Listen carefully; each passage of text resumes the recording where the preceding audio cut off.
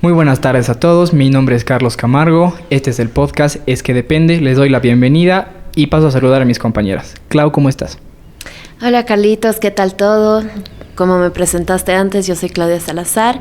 Bienvenidos a nuestro podcast donde van a informarse de diferentes temas y vamos a tocar una variedad de curiosidades que les intriga a la sociedad y a los estudiantes y profesionales de Derecho. ¿Cómo estás, Nati? ¿Cómo estás, Clau, Carlitos y a nuestro invitado especial? Es un honor para mí, como presidenta de la Sociedad Científica, en esta ocasión dar inauguración al primer episodio de este podcast que sabemos que va a llenar mucho a la carrera de Derecho. Mi nombre es Natalia Trigoso y bueno, paso a saludar a nuestro invitado especial. ¿Cómo estás, René? ¿Cómo estás, Nati? Muy buenas tardes a todos. Un agradecimiento especial a la Sociedad Científica y al Secret por realizar esta invitación hacia mi persona y que me den la oportunidad de compartir un poco acerca de mi experiencia académica. Saludo a Carlos, Nati, Claudia y a la audiencia que nos está escuchando. Bueno, René, queremos empezar brindándote una felicitación. Nos enteramos que ayer era tu cumpleaños y también nos enteramos que eres un ex miembro de la Sociedad Científica de la carrera. Entonces, queremos brindarte este pequeño detalle y decirte muchas felicidades y que siempre vas a tener las puertas abiertas en la carrera y en la sociedad. Primero, un abrazo para ti. Muchas gracias, realmente no esperaba esta sorpresa. Realmente muy agradecido con todos ustedes y creo que es un muy bonito detalle que lo aprecio bastante. Bueno, creo que es importante empezar hablando sobre nuestro tópico, ¿no? ¿Cuál va a ser el tópico de hoy, Clau? ¿Por cuál lo hemos invitado a René? Claro, el día de hoy vamos a hablar de arbitraje y por eso te pido que te presentes con el público y puedas decirnos tu recorrido académico y tu experiencia en concursos en arbitraje.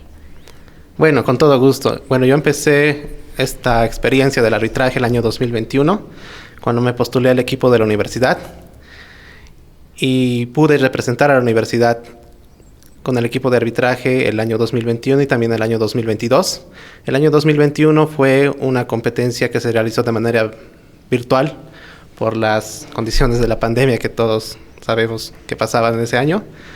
Y el año 2022 tuvimos la oportunidad de viajar a lo que es a la ciudad de Guadalajara, donde se realizó la competencia internacional de arbitraje en la Universidad Panamericana.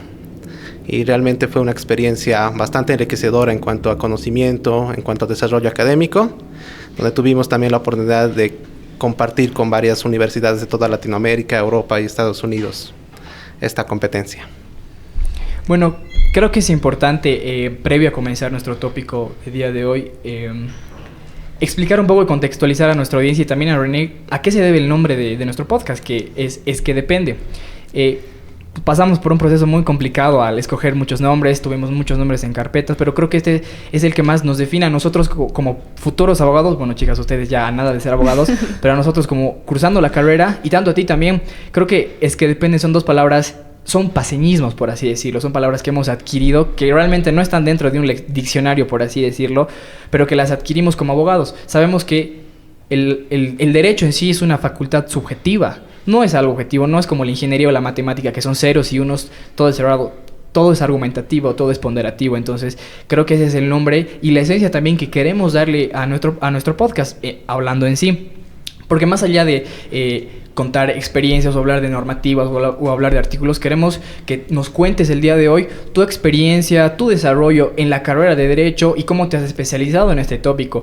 Tal vez podrías empezar haciendo un contraste, porque ya hablaste de que fue una bonita experiencia. Tal vez podrías empezar diciéndonos cómo fue el contraste que obtuviste cuando saliste al exterior. Nos mencionabas de Guadalajara, ¿verdad? ¿Cómo fue ese contraste? ¿Cómo te encontraste con otras universidades que venían de otro lado, tal vez con otra formación académica, con otra normativa? Porque al ser una carrera de Derecho que se estudia principalmente la normativa, hay un contraste muy grande. Entonces, ¿cómo te sentiste? ¿Cómo te desenvolviste? No sé, tal vez podría respondernos eso.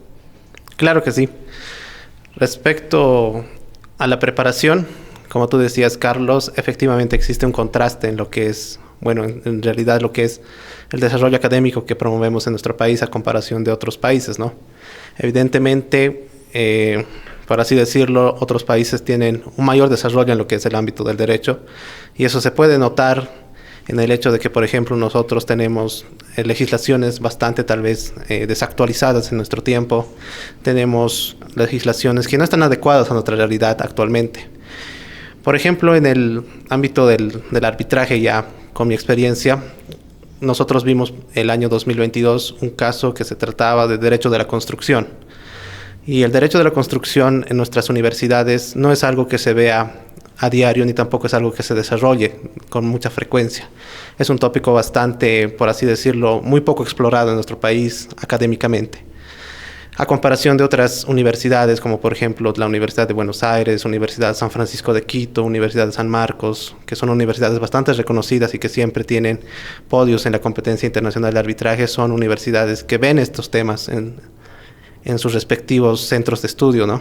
Ven estos temas de derecho de la construcción, ven derechos mercantiles avanzados, por ejemplo, los contratos FIDIC, los contratos llave en mano, que son figuras jurídicas muy poco exploradas, como te decía, en nuestras universidades y en nuestro país en general, que no ahonda mucho sobre estos temas y que deberíamos tener esta iniciativa de promover este tipo de actividades para lograr un mayor desarrollo de este tipo de tópicos. Es para mí un honor contar el día de hoy como invitado especial con mi compañero de equipo justamente del año 2022. Y particularmente para mí ha sido el primer acercamiento con los contratos FIDIC y hasta incluso los principios UNIDROA, esa competencia, que es algo que no se ve en la carrera de Derecho. Entonces, la siguiente pregunta es, en el ámbito más doméstico y tomando en cuenta que nos mencionaste el tema legislativo, ¿cuál crees que es la diferencia o si es mejor o es peor? ¿Hay una comparación entre la ley 1770 y la 708 que actualmente manejamos en el arbitraje doméstico en Bolivia? Claro que sí, Nati. Y recordando también la experiencia de que fuimos compañeros de equipo, realmente una experiencia muy agradable. La diferencia entre la ley 1770 y 708, considero que la 1770 ha sido, en mi opinión, ha sido una ley bastante desarrollada y adecuada para llevar a cabo el arbitraje en Bolivia. Hay bastantes, bueno, podríamos tardar bastante tiempo hablando sobre una comparación, ¿no?, entre la ley 708 y la 1770, pero en la ley 708 existen mayores restricciones a lo que era la ley 1770. Por ejemplo, puedo citar algunos ejemplos. La ley 708 prohíbe lo que es el arbitraje administrativo, excepto con ciertas excepciones, como por ejemplo el financiamiento externo, ¿verdad? También en la ley 708 se prohíbe... en la ley 708 también existe la figura del árbitro de emergencia, que ha sido una innovación, por así decirlo, pero tiene también ciertas dificultades de implementar este árbitro de emergencia en la ley 708, puesto que te exige que las partes, antes de celebrar un convenio arbitral, tienen que establecer de manera expresa que va a existir un árbitro de emergencia, que es una figura que se utiliza para pedir medidas cautelares en el arbitraje y tiene ciertos requisitos que no lo hacen muy aplicable y por tanto hasta el día de hoy no ha habido, en mi conocimiento, ningún arbitraje que se haya podido llevar con un árbitro de emergencia. Entonces sí existen ciertas dificultades en la ley 708 que no hacen posible un desarrollo óptimo del arbitraje a comparación de la ley 1770. Bueno, como acabas de mencionar, existen muchos tópicos y muchas ramas del derecho que son desconocidos, tanto en estudiantes como personas que no estudian derecho. Para entrar un poco más en contexto y puedan entender qué es lo que se está desarrollando en el programa de hoy, ¿podrías darnos una explicación breve de qué es el arbitraje? Claro que sí, con todo gusto, Clau. Bueno, el arbitraje se define como un medio alternativo de solución de controversias. Básicamente el arbitraje se trata de un sistema de resolución de conflictos donde las partes, es decir, dos personas jurídicas o dos personas naturales, renuncian a lo que sería la competencia jurisdiccional del juez natural, es decir, los juzgados públicos, comerciales, civiles, en todo caso. Cabe aclarar que el arbitraje solo se puede llevar a cabo en determinadas materias, en temas de disposición patrimonial, en temas de mercantiles y civiles. No abarca lo que sería, por ejemplo, el derecho penal, derecho de familia, que son temas ya de cuestión de orden público, y por lo tanto el arbitraje es este sistema donde las partes renuncian a este juez natural y acuden a un medio alternativo de solución de controversias, que básicamente se compone de un tribunal arbitral que está compuesto por árbitros que hacen el papel de jueces podría decirse privados, que especialistas en un cierto tema, ¿no? Que ofrece también ciertas ventajas, por así decirlo, como la flexibilidad del procedimiento, la especialización de los árbitros y entre otros temas que tiene el arbitraje. ¿Y cuáles serían los beneficios o por qué las personas deberían optar por esta alternativa de resolución de conflictos? Claro, entre los beneficios encontramos, como te decía, Clau, la especialización, por ejemplo, de los árbitros.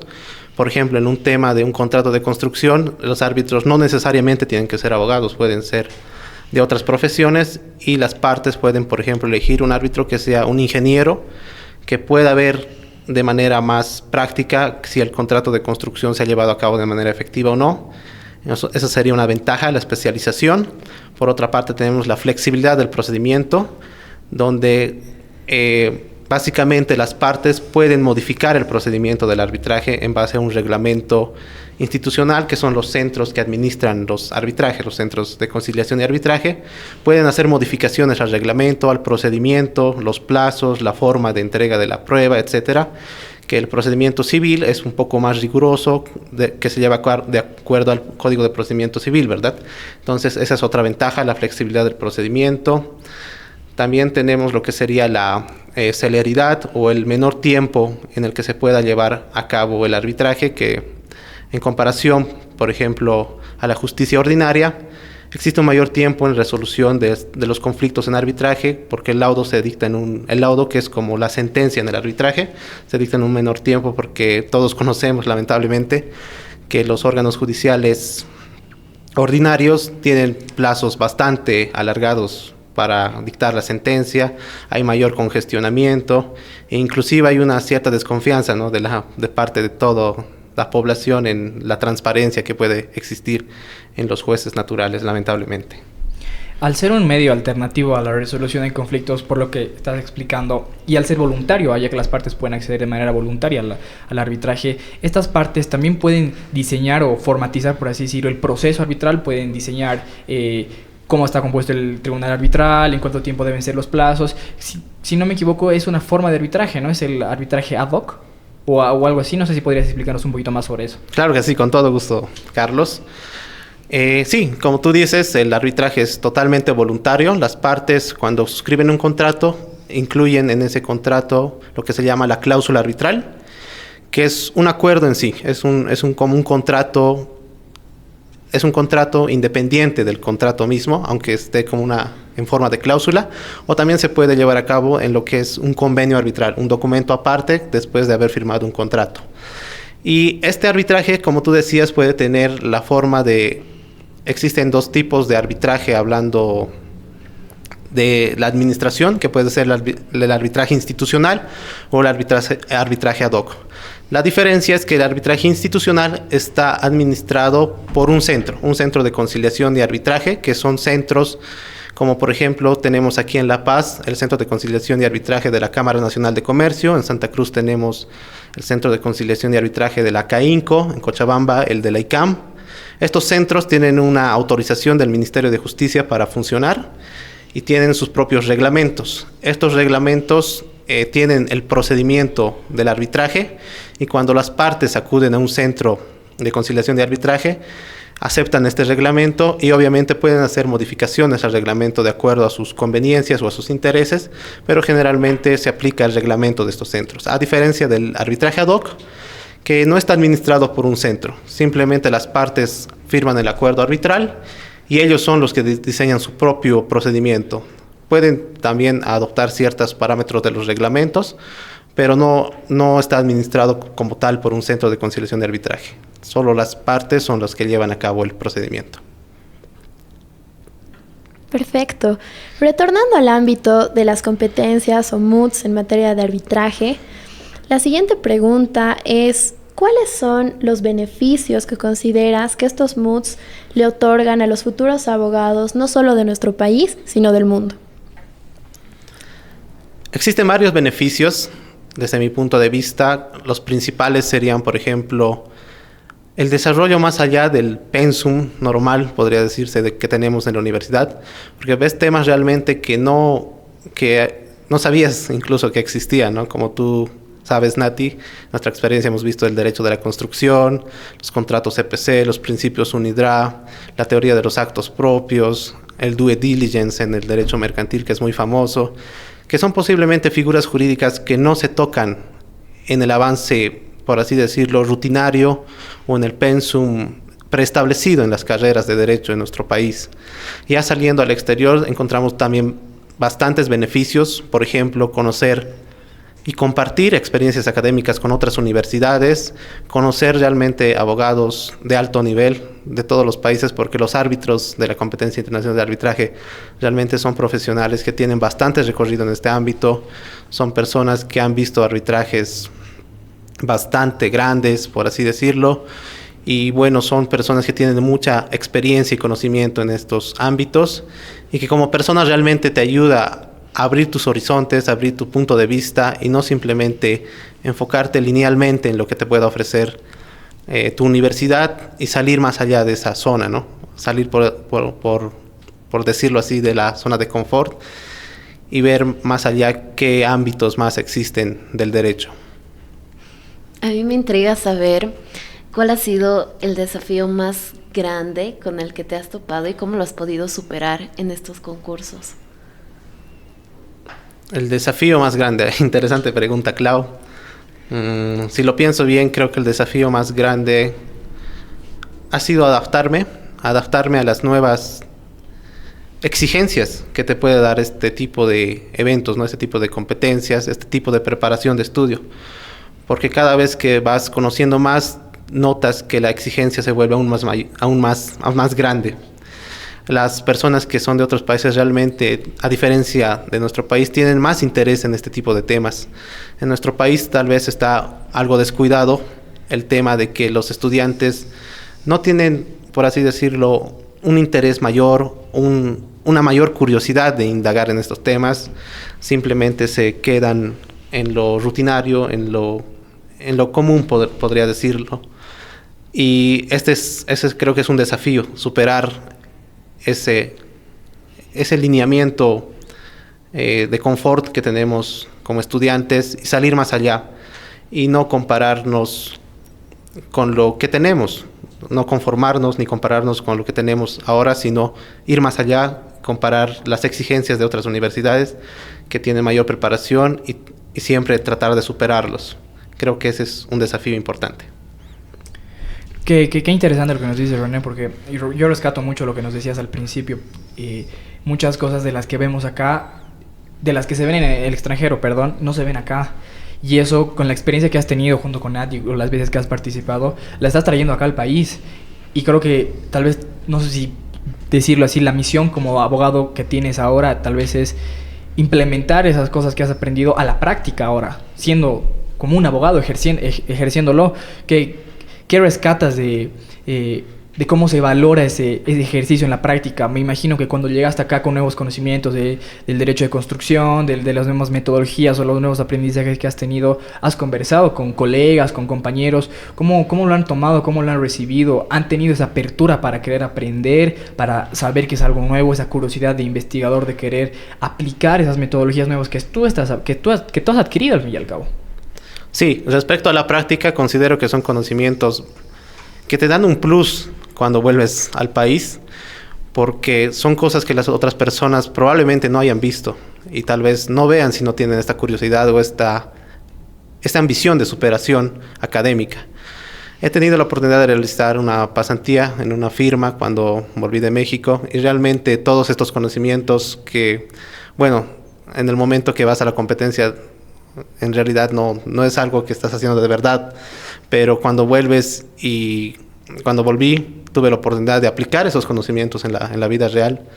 Por ejemplo, vi un contrato en base al modelo FIDIC en la vida real y en la práctica y realmente fue algo que me sirvió mucho y te sirve en todo momento, no solamente en algo específico, porque en tu preparación, cuando ves un caso o ves un problema jurídico que tengas, más allá de que sea algo específico que tengas que aplicar, te abre nuevos horizontes, te abre nuevos caminos, puedes ver nuevas alternativas de cómo resolver algo. Realmente es algo que te abre la mente para que no te guíes por un lineamiento, por un pensamiento lineal, por así decirlo, y veas nuevas alternativas.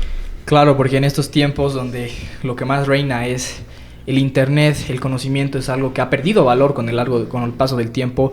Esos conocimientos tal vez adquiridos que no puedes entrar a una página web y encontrar sobre las experiencias que has tenido, porque no todos lo publican y no todos tienen acceso a ella. Es muy importante los conocimientos que has traído, que has adquirido aquí en el país y que, como nos mencionas, has llevado a la práctica.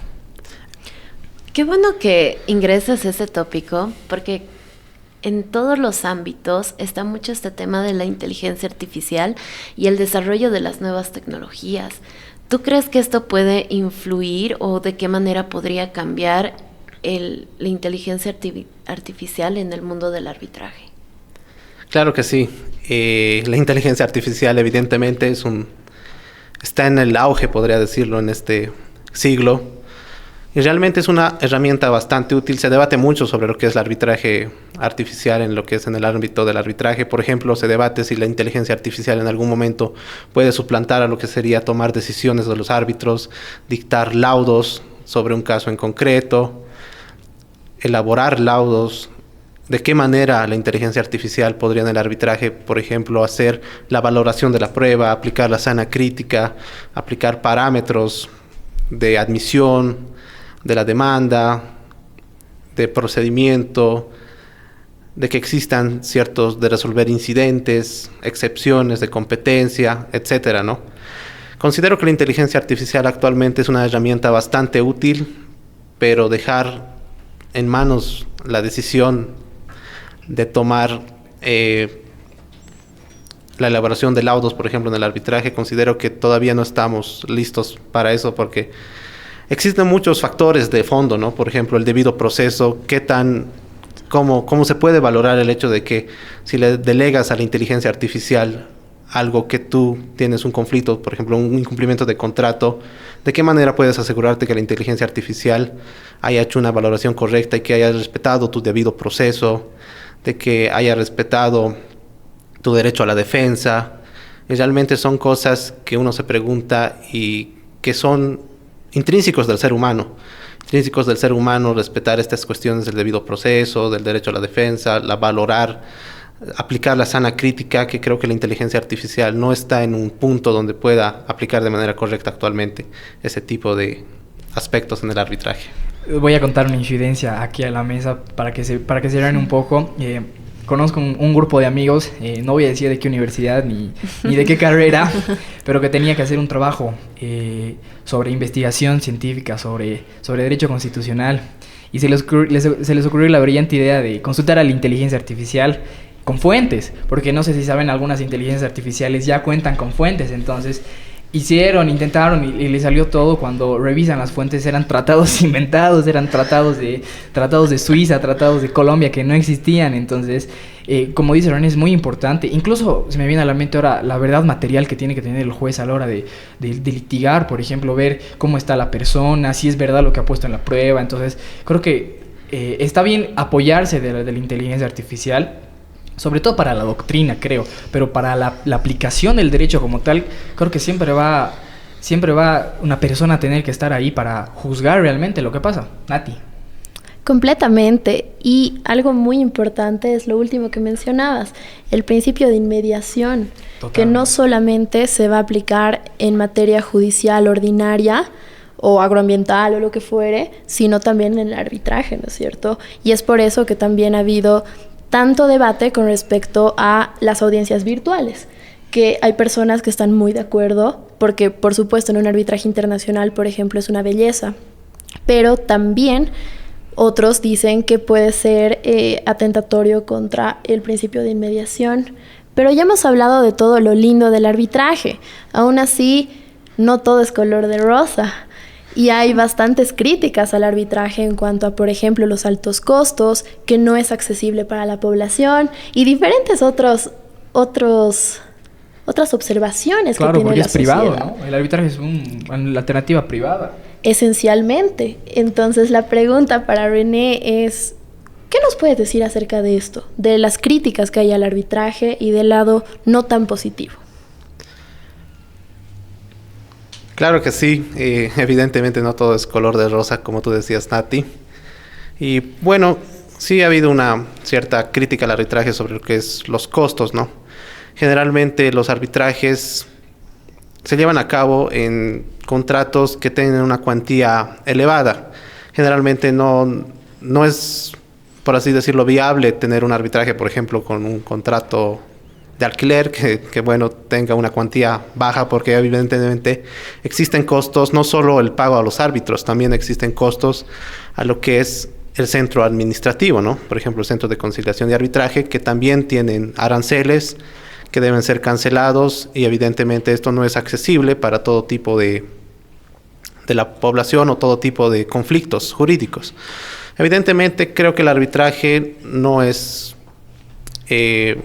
por así decirlo, el método perfecto por definición para resolver todos los conflictos. Evidentemente debería existir una evaluación de las ventajas que te puede dar el arbitraje, porque de acuerdo al caso específico, no creo que sea conveniente aplicar el arbitraje en todo tipo de contrato. Tiene que haber una evaluación de cuánto vas a gastar, cuánto va a costar todo el procedimiento. Y creo que es algo que se puede superar bajo ese punto de vista, y también haciendo una evaluación del caso en concreto. Como todos sabemos, todo depende del derecho, y bajo ese parámetro es viable el arbitraje de acuerdo al caso en concreto. Claro, porque, o sea, fuera del arbitraje existen otros dos métodos de resolución de conflictos, ¿no? Que están la mediación y la conciliación. Entonces, como mencionas, tal vez para temas más grandes o más importantes, incluso tal vez más corporativos, está el arbitraje. Quiero rescatar lo último que has dicho, depende, para contrastarlo con el nombre de nuestro podcast. Y la siguiente pregunta es un poquito tal vez más retórica, más satírica, por así decirlo. Es, ¿en qué momentos de la carrera, incluso de tus experiencias en los concursos, has usado más esa frase? ¿Has tenido que sostener dos argumentos que ni uno era al 100% totalmente sostenible o el otro? ¿En qué momento has sostenido la frase es que depende? Es que depende, creo que bueno, de excelencia, ¿no? De la carrera de Derecho, como tú decías, Carlos. Y bueno, a ver, momentos en los que he utilizado más la frase es que depende, creo que es todo el tiempo. No puedo dar un momento exacto. Creo que rescato algo mucho de esta frase de es que depende. Yo le doy un trasfondo que sería aplicar la lógica. La lógica porque, bueno, creo que la carrera de Derecho en general es vista como una carrera donde tienes que memorizarte los 1000 artículos del Código Civil, del Código de Comercio, y si no sabes de memoria todo eso, eres un mal abogado y, bueno, no vas a tener un buen desempeño. Pero en contraparte a eso, yo considero que eso no es lo correcto. Creo que la lógica es un punto bastante fuerte en la carrera de Derecho, porque cuando te dan un caso, tú no necesitas saber de memoria los 1000 códigos, y justamente dices es que depende, porque tienes que aplicar tu lógica y razonamiento para ver por qué estás solucionando ese caso de la manera que tú estás pensando. Y depende de muchos factores, evidentemente, y ahí es donde aplicas tu lógica. Y eso es, creo que, uno de los fuertes que debemos desarrollar como estudiantes de Derecho. Qué importante, René, qué lindo lo que nos dices, que usar la lógica, usar el razonamiento. No olvidemos que vivimos en una época en que todo es argumentativo, ¿no? No hay una verdad absoluta como tal en el derecho, todo se puede argumentar. No sé, chicas, si tienen algo que complementar para ir cerrando. Claro, justamente con este recorrido, con este conocimiento que tienes, con toda tu experiencia, ¿qué les aconsejarías a los estudiantes del derecho o qué mensaje les brindarías para que puedan introducirse al mundo del arbitraje?